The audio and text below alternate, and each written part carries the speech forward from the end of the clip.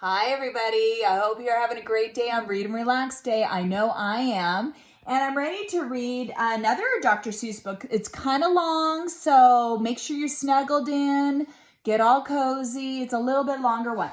This is the 500 Hats of Bartholomew Cubbins by Dr. Seuss. You know I love hats. I'm not wearing, well, maybe I could put my hood up and see. It's hard to read my hood up, but because it has like the little cheetah ears, you know I love my hats. So I thought this would be really good.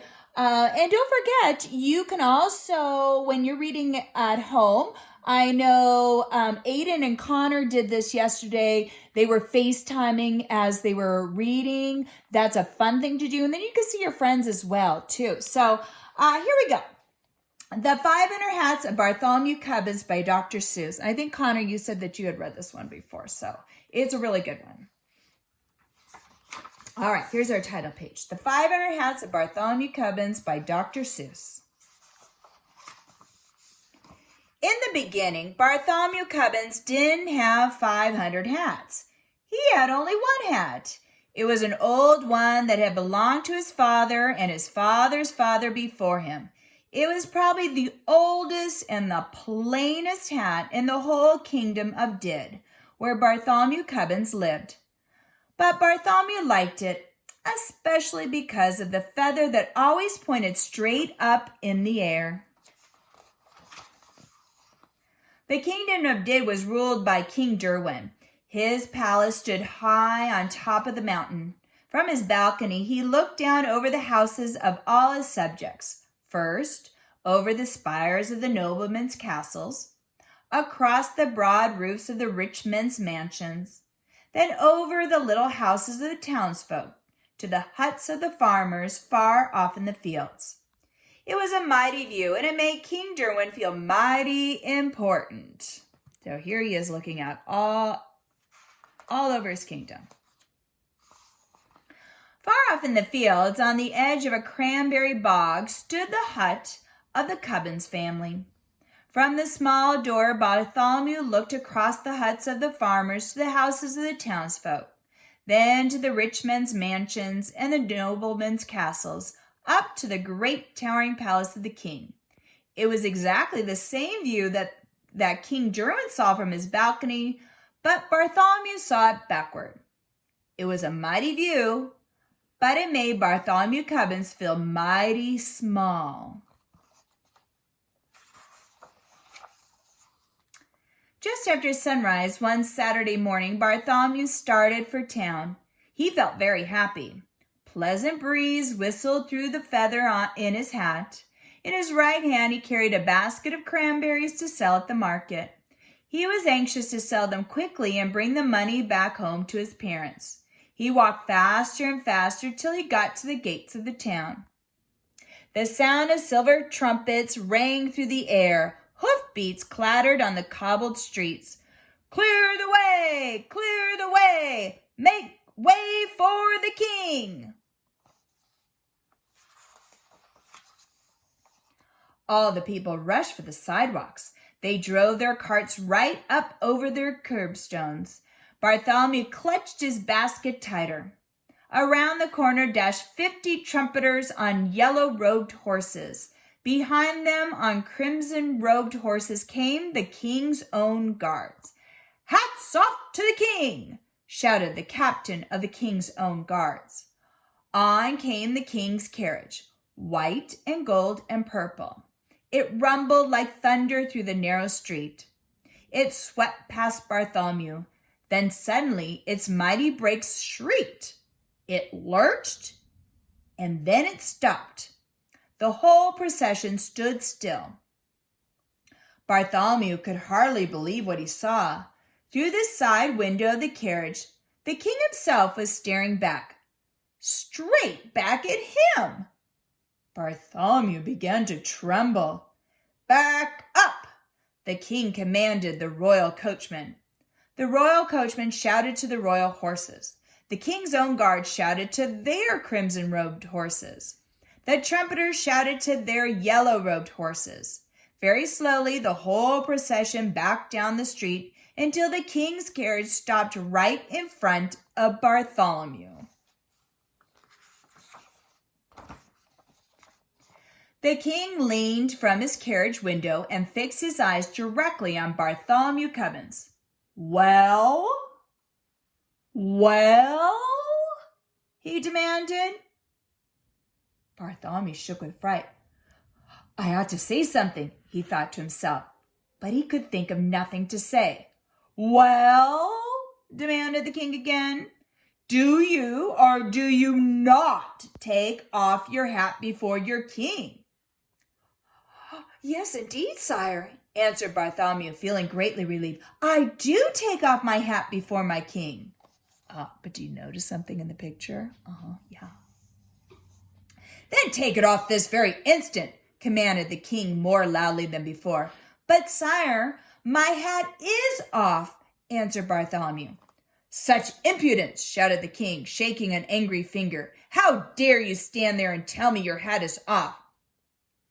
I don't like to say you're wrong, sire, said Bartholomew very politely, but you see my hat is off. And he showed the king the hat in his hand. If that's your hat in your hand, demanded the king, what's that on your head? On my head? Gasped Bartholomew. There did seem to be something on his head. He reached up his hand and touched a hat. Oh my gosh. The face of Bartholomew Cubbins turned very red. It's a hat, sire, he stammered, but it can't be mine. Someone behind me must have put it on my head. I don't care how it got there, said the king. You take it off. And the king sat back in his carriage. Bartholomew quickly snatched off the hat. He stared at it in astonishment. It was exactly the same as his own hat.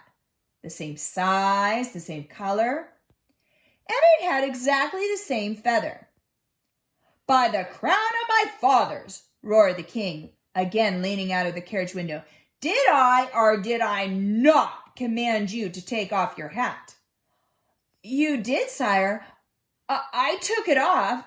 I took it off twice. Nonsense. There is still a hat upon your head. Another hat? Again, Bartholomew reached up his hand and touched a hat. Come, come. What is the meaning of all this? Demanded the king, his face purple with rage. I don't know, sire, answered Bartholomew. It never happened to me before. The king was now shaking with such fury that the carriage rocked on its wheels, and the royal coachman could hardly sit in his seat. Arrest this impudent trickster, shouted the king to the captain of the king's own guards. We'll teach him to take off his hat.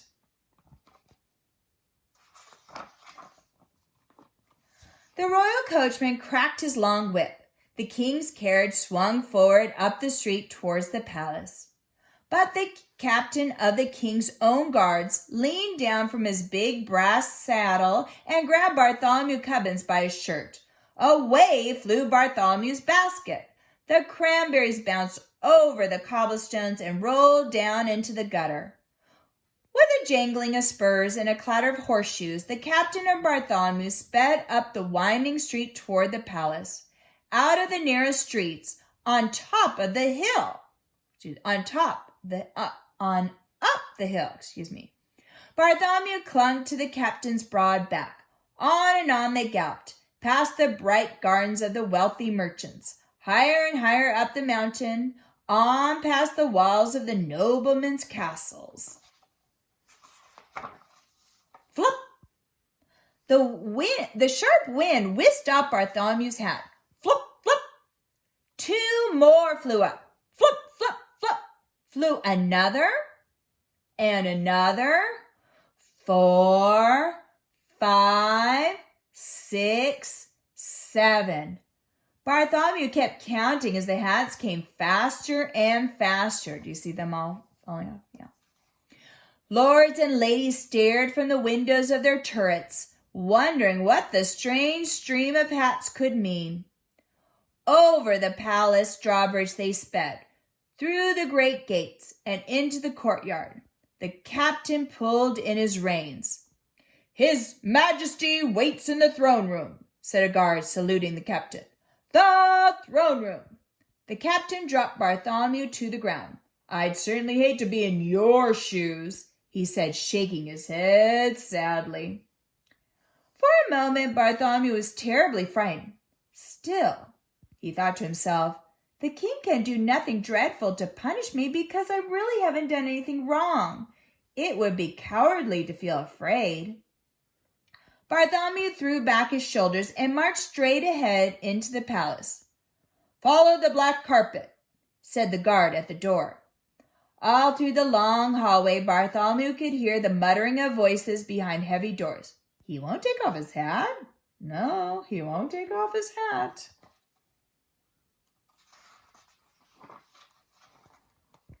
Bartholomew walked on till he stood in the very middle of the throne room.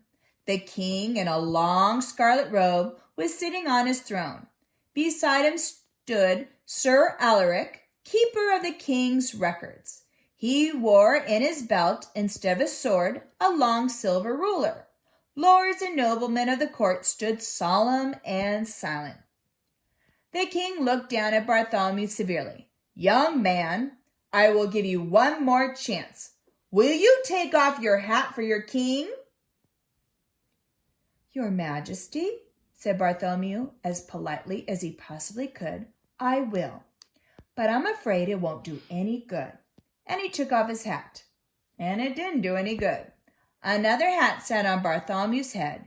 He took off hat after hat after hat after hat until he was standing in the middle of a great pile of hats. The lords and noblemen were so astonished they couldn't even speak. Such a thing had never happened in the throne room before. I can imagine.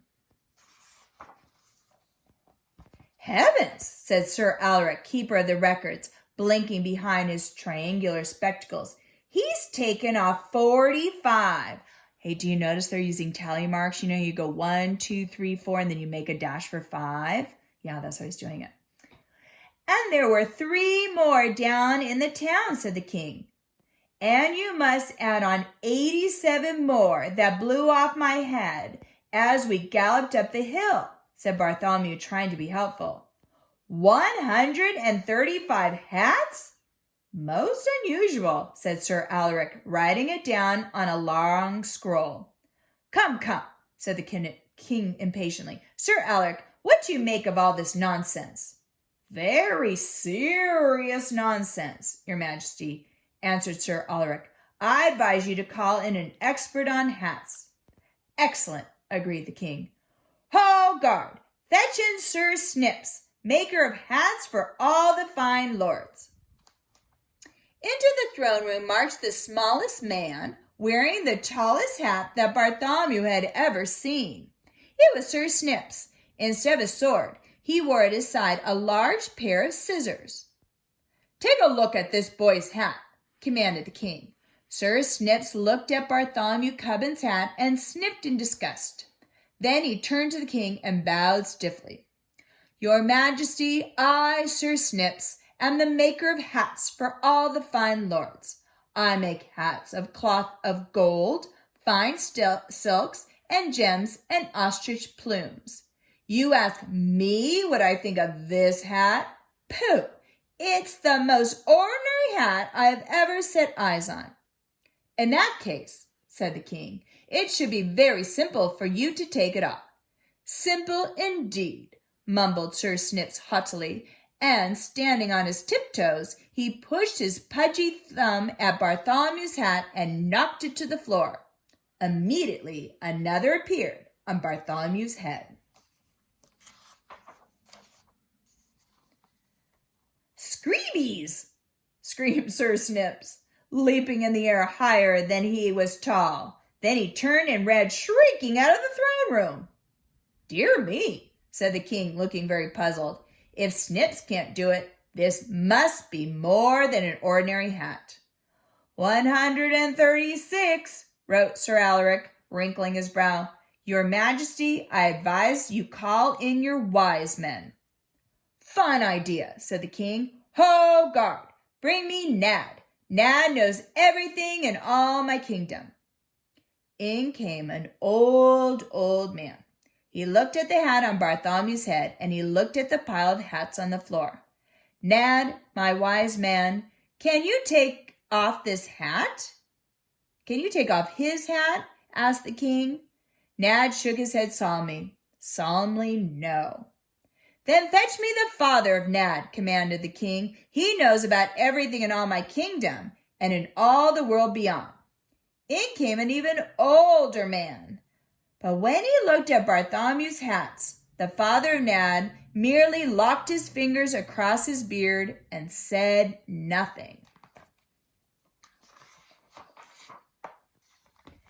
"Then bring me the father of Nad," ordered the king. "He knows about everything in all my kingdom, in all the world beyond, and in all other worlds that may happen to be." Then came the oldest man of them all, but he just looked at Bartholomew and nibbled nervously at the end of his beard. "Does this mean there is no one in my whole kingdom who can take off this boy's hat?" bellowed the king in a terrifying voice. A small voice came up through the balcony window. "What's the matter, Uncle Derwin?" To Bartholomew, it sounded like the voice of a boy. The king stepped down on the balcony and leaned over the marble railing. "There's a boy in here, just about your age," the king said. "He won't take off his hat." Bartholomew tiptoed up behind the king and looked down. There stood a boy with a big lace collar. A very proud little boy with his nose in the air. It was the Grand Duke Wilfred, nephew of the king. "You send him down here," said the Grand Duke Wilfred. "I'll fix him." The king thought for a minute. He pushed back his crown and scratched his head. "Well, maybe you can. There's no harm trying." "Take him to the Grand Duke Wilfred," commanded the king. And two of the king's own guards led Bartholomew out of the throne room. "Pooh!" said the Grand Duke Wilfred, looking at Bartholomew's hat and laughing meanly. "That hat won't come off. You stand over here." He pointed to a corner where the wall curved down. "I need a little target practice with my bow and arrow." Oh, no. Oh, dear. When Bartholomew saw that the Grand Duke Wilfred had only a child's bow, he didn't feel frightened. He spoke up proudly. "I can shoot with my father's big bow." "My bow's plenty big enough for shooting hats, especially hats like yours," answered Wilfred, and he let fly an arrow. Zzz! It grazed Bartholomew's forehead and nipped off his hat. Away it blew and over the parapet. But another hat appeared on his head. Zzz! Zzz! Zzz! The arrows flew till the Grand Duke's whole bag full of arrows was gone.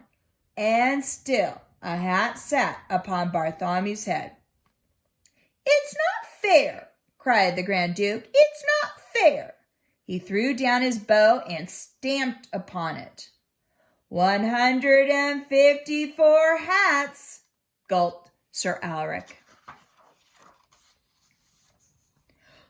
"These hats are driving me mad," the king's voice rang out through all the palace. "Why waste time with a child's bow and arrow? Fetch me the mightiest bow and arrow in all my realm. Fetch the yeoman of the bowmen."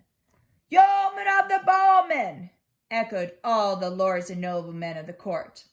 A gigantic man strode out across the terrace. His bow was as big as a branch of a tree. The arrow was twice as long as Bartholomew and thicker than his wrist. "Yeoman of the bowmen," said the king, "shoot off this boy's hat and make it stay off." Bartholomew was trembling so hard he could scarcely stand straight. The yeoman bent back his mighty bow. Grrr-zib! Like a mad giant hornet, the arrow tore through the air toward Bartholomew Cubbins. Grrr-zap! The sharp arrowhead bit through his hat and carried it off. On and on for a full half-mile. Grrr-zap! It plunked to a stop in the heart of an oak tree. Yet there on Bartholomew's head sat another hat. The face of the yeoman of the bowmen went white as the palace walls. "It's black magic!" he shrieked.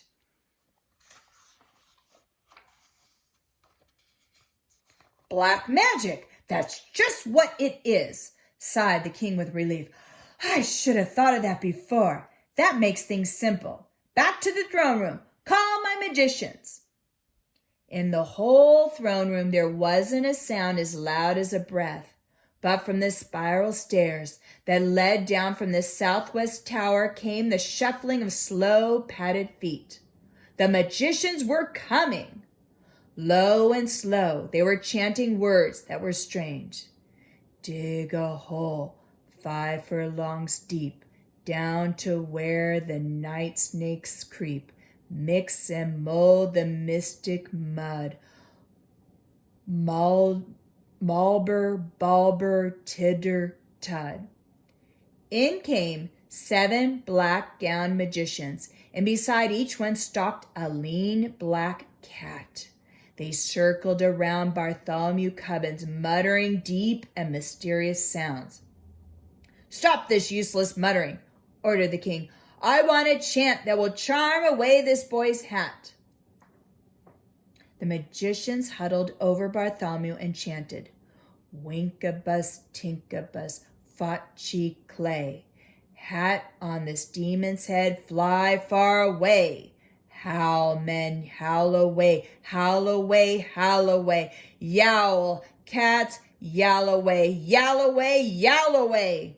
Hat on this demon's head, seep away, creep away, leap away, gleep away. Never come back."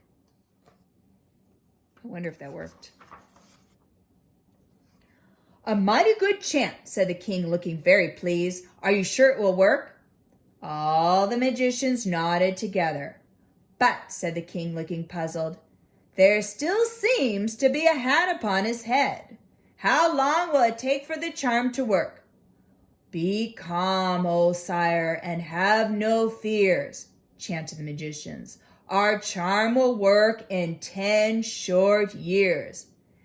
"10 years!" gasped the king. "Away, fools!" he shouted. "Out of my sight! I can't wait 10 years to get rid of this hat. His hat. Oh dear, what can I do? What can I do?" "If I were the king," whispered the Grand Duke Wilfred, "I'd chop off his head." "A dreadful thought," said the king, biting his lip, "but I'm afraid I'll have to." Oh my goodness. "Young man," he said to Bartholomew Cubbins, and he pointed to a small door at the end of the room, "march down those steps to the dungeon and tell the executioner to chop off your head." Bartholomew's heart sank to his boots, but he did as the king commanded. "I must take off my hat," he said to himself as he started down the long black stairway. "This is my last chance." One after another he tore from his head. 156, 157, 158. It grew colder and damper. 217, 218, 219. Down, down, down. 231, 232, 233. It seemed to Bartholomew he must be in the very heart of the mountain. "Who's there?" said a voice from the darkness, from the blackness. Bartholomew turned a corner and stepped into the dungeon. Oh dear. This is like a scary part. The executioner was whistling and swinging his axe idly, because at the moment he had nothing to do. In spite of his business, he really seemed to be a pleasant man. "The king says you must chop off my head," said Bartholomew. "Oh, I'd hate to," said the executioner, looking at him with a friendly smile. "You seem like such a nice boy." "Well, the king says you have to," said Bartholomew, "so please get it over with." "All right," sighed the executioner, "but first you've got to take off your hat." "Why?" asked Bartholomew. "I don't know," said the executioner, "but it's one of the rules. I can't execute anyone with his hat on. Oh, that's probably pretty good, right? All right, said Bartholomew, you take it off for me. The executioner leaned across the chopping block and flipped off Bartholomew's hat. What's this? He gasped, blinking through the holes in his mask. As another hat sat on Bartholomew's head, he flipped this one off, then another and another. Fiddlesticks, grunted the executioner, throwing his axe on the floor. I can't execute you at all. And he shook hands with Bartholomew and sent him back upstairs to the king. The king had been taking a nap on the throne. What are you doing back here? He said to Bartholomew, angry at being awakened. I'm sorry, your majesty, exclaimed Bartholomew. My head can't come off with my hat on. It's against the rules. So it can't, said the king, leaning back wearily. Now how many hats does that make altogether? The executioner knocked off 13, and I left 178 more on the dungeon steps, answered Bartholomew. 346 hats, mumbled Sir Alaric from behind a scroll. Uncle Derwin, yawned the Grand Duke Wilfred. I suppose I'll have to do away with him. Send him up to the highest turret, and I in person will push him off. Wilfred, I'm surprised at you, said the king. But I guess it's a good idea. So the king and the Grand Duke led Bartholomew Cubbins toward the highest turret. Up and up and up the turret stairs he climbed behind them. This is my very last chance, thought Bartholomew. He snatched off his hat. 347. He snatched off another. He pulled and he tore and he flung them behind them. 398. 399. His arms ached from pulling off hats, but still the hats came. Bartholomew climbed on. 448, 449, 450, counted Sir Alaric, puffing up the stairs behind him. Suddenly, Sir Alaric stopped. He looked. He took off his triangular spectacles and wiped them on his sleeve. And then he looked again. The hats began to change. Hat 451 had not one, but 2 feathers. Hat 452 had 3. And 453 also had 3 and a little red jewel. Each new hat was fancier than the hat just before. Your Majesty, cried out Sir Alaric. But the king and the Grand Duke were way up where they couldn't hear. They had already reached the top of the highest turret. Bartholomew was following just behind. Step right out here and get out on that wall, snapped the Grand Duke Wilfred. I can't wait to push you off. Oh, he's not nice at all. But when Bartholomew stepped up on the wall, they gasped in amazement. He was wearing the most beautiful hat that had ever been seen in the kingdom of Did. It had a ruby larger than any the king himself had ever owned. It had ostrich plumes and a cockatoo plumes and mockingbird plumes and paradise plumes. Besides such a hat, even the king's crown seemed like nothing. The Grand Duke Wilfred took a step forward. Bartholomew thought his end had come at last. Wait! Shouted the king. He could not take his eyes off the magnificent hat. I won't wait, the Grand Duke talked back to the king. I'm going to push him off now. That new big hat makes me madder than ever. And he flung out his arms to push Bartholomew off.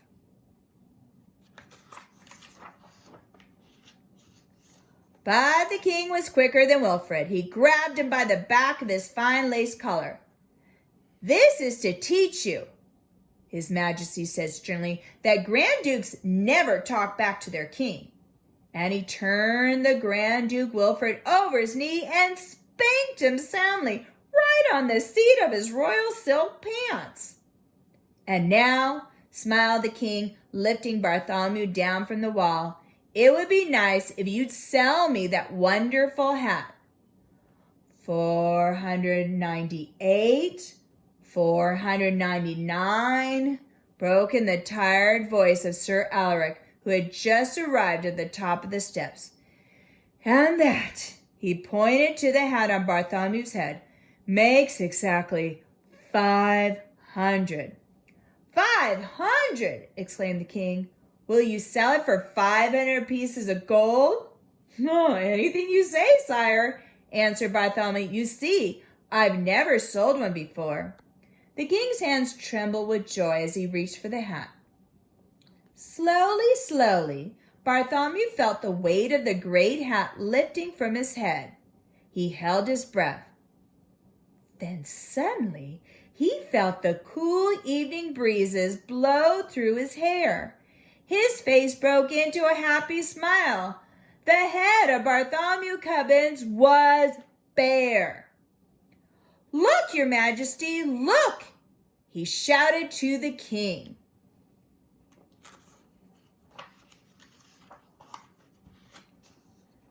No, you look at me, answered the king, and he put the great hat on right over his crown. Arm in arm, the king and Bartholomew went down to the counting room to count out the gold. Then the king sent Bartholomew home to his parents. No basket on his arm, no hat on his head, but with 500 pieces of gold in a bag. And the king commanded that the hat he had bought, and all the other hats too, be kept forever in a great crystal case by the side of his throne. But neither Bartholomew Cubbins, nor King Derwin himself, nor anyone else in the kingdom could ever explain how the strange thing had happened. They only could say it just happened to happen, and that it was not likely to happen again. The end. Wow, the 500 hats of Bartholomew Cubbins. Oh my gosh, can you imagine having that many hats? Oh, that would be a lot of, What? Look who's back again. Pigeon, you coming back to read stories with us again? Oh my gosh. Well, I guess you do like books. I'm wondering if we might take a break. I'm thinking somebody might want a hot dog party. What do you guys think? But no, he is not staying up late, and he's certainly not driving the bus, right? All right. Bye-bye for now. See you later.